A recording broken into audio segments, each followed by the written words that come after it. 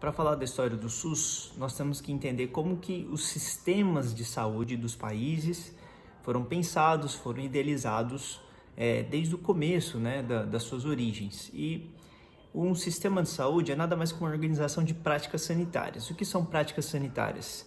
Como a sociedade se estrutura e organiza as respostas aos problemas de saúde.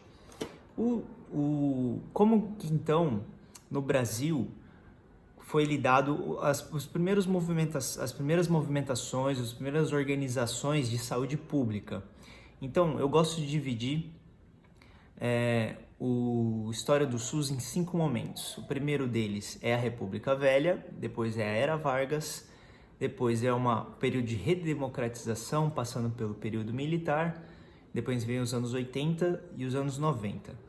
A história do SUS e a história da saúde pública no Brasil ela é muito influenciada por pensamentos internacionais, pensamentos tanto americanos como europeus.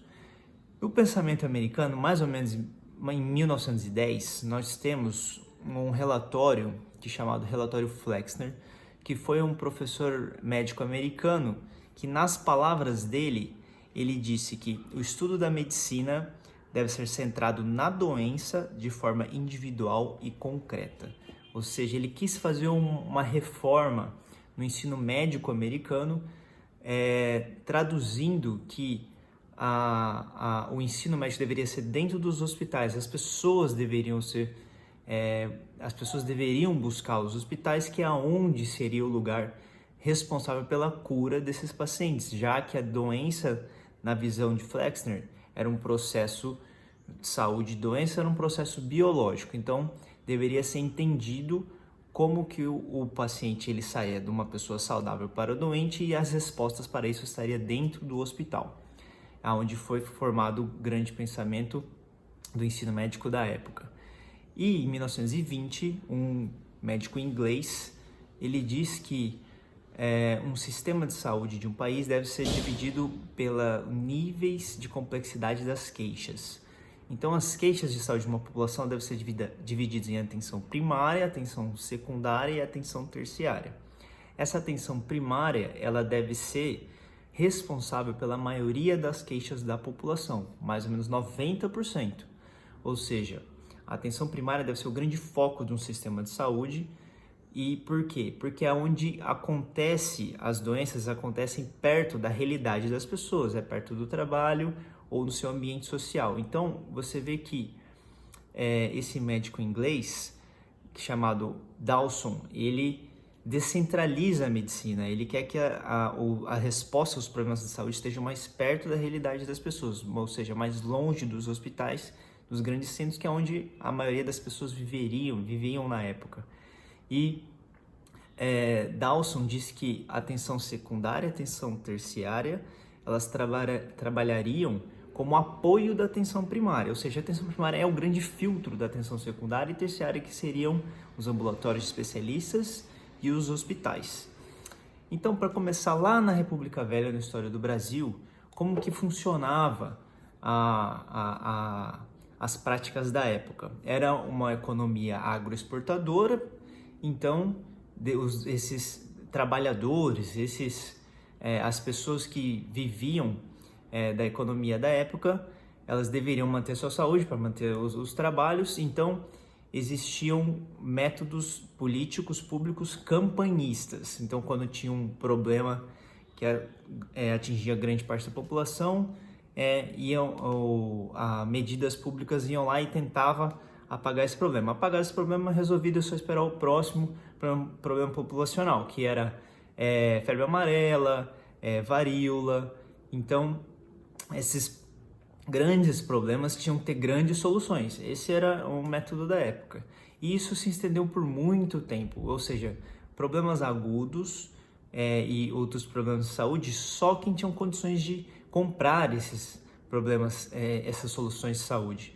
Então, não existia ainda uma política individual e não existia uma política pública de prevenção. Essa é a grande dica da época. Logo depois vem a Era Vargas. E a Era Vargas é onde começa essa transição da economia agroexportadora mais para um período de industrialização do país. Então surge o movimento da classe trabalhadora. E essa classe trabalhadora começa a se organizar para adquirir a sua método de resolver os seus problemas de saúde. Então eles estabelecem contribuições daquela classe trabalhadora chamada de caixas de aposentadorias e pensões. Ou seja, quem contribuía com as caixas de aposentadorias e pensões tinha o direito de adquirir tanto soluções para a saúde quanto para as pensões. Esse é um modelo bismarckiano, ou seja, só as pessoas que contribuem têm direito ao acesso. Então, quem não contribui está excluído desse modelo, que era o modelo da época então.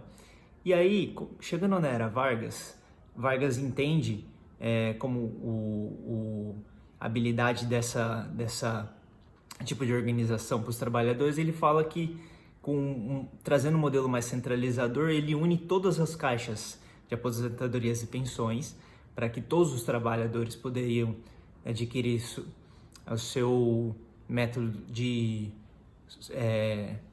soluções de saúde. E aí ele une as caixas de aposentadorias e pensões e Instituto Nacional de Aposentadorias e Pensões.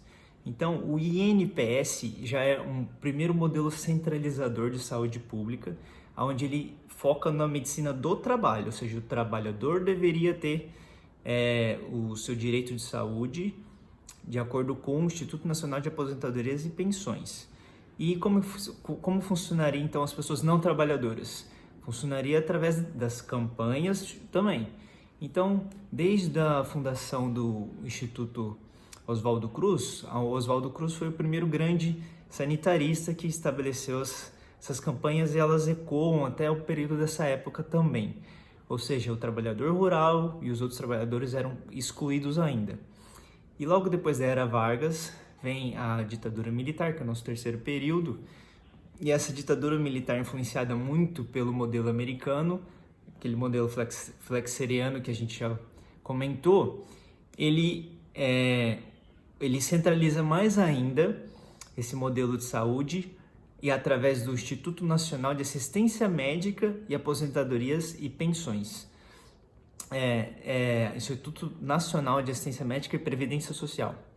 E esse INAMPS, ele juntava todo o dinheiro dos trabalhadores, desses contribuintes, e ele usou o sistema privado para que o sistema privado pudesse ser responsável pelos problemas de saúde da população.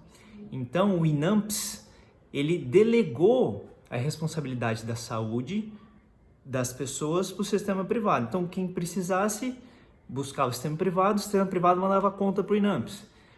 Mas o que aconteceu? A gente teve a primeira crise dos planos de saúde, nosso primeiro crise da saúde pública, da previdência social, porque era uma coisa só, misturava tudo. E aí esse INAMPS, ele faliu como? Porque o modelo privado dos hospitais, dos grandes centros, aumentava o preço cada vez mais, e eles também criavam contas que não existiam, contas fantasmas, e aí todo ano pagava cada vez mais até que secou a fonte, o INAMPS faliu. E aí não tinha mais como o governo não tinha mais como ser responsável pela saúde das pessoas, porque ele também não investiu na saúde pública. Delegou tudo para o privado consumiu tudo e aí ficou sem saída. Então, mais ou menos numa data, são 3 datas que eu quero que lembre. A primeira delas é 1970. 1970 começa o movimento da reforma sanitária. E aí esse movimento da reforma sanitária é uma busca, é um reflexo disso que ecoou na saúde pública, onde as pessoas viram que deveriam se organizar, onde pensadores, profissionais da saúde, representantes da população viram que a política pública, como um sistema de saúde público, deveria se responsabilizar pela saúde das pessoas, porque viu que se delegar na mão do privado, os gastos são infinitos e aí não vai ter como realmente cuidar dessa população. Então, dentro desse movimento de reforma sanitária, que nós temos as conferências nacionais de saúde. Toda a Conferência Nacional de Saúde influencia um pouco o pensamento. E aí, o primeiro pensamento que é trazido é como que os determinantes sociais de saúde influenciam na saúde das pessoas. Então já vem um tipo de amadurecimento desse modelo de saúde pública, onde os determinantes sociais de saúde correspondem a uma saúde vinculada às dimensões sociais, culturais, que fazem parte da determinação de processo de saúde. Então, já existe uma preocupação com a medicina mais preventiva, da interação do espectro do ambiente social com o trabalho da pessoa. E aí, um pensamento internacional que influencia muito também, a segunda data que eu gostaria que lembrasse a primeira deles é a Conferência de Alma-Ata, 1978. A Conferência de Alma-Ata diz pra gente: saúde é um estado completo de bem-estar físico, mental, social e não simplesmente ausência de doença. Então, a Alma-Ata ela bate de frente lá com o relatório Flexner, 1910, que diz que a saúde deveria ser feita dentro de um hospital. E aí a Alma-Ata já diz que isso para eles não faz sentido, que deve ter um cuidado primário de saúde, que busca a prevenção. E a terceira data que eu gostaria que lembrasse é a Conferência Internacional de Promoção de Saúde em Ottawa. Então, essa conferência traz mais um pensamento que diz que a promoção da saúde é um processo de capacitação da comunidade para atuar na melhoria da sua qualidade de vida e saúde, incluindo uma maior participação no controle desse processo.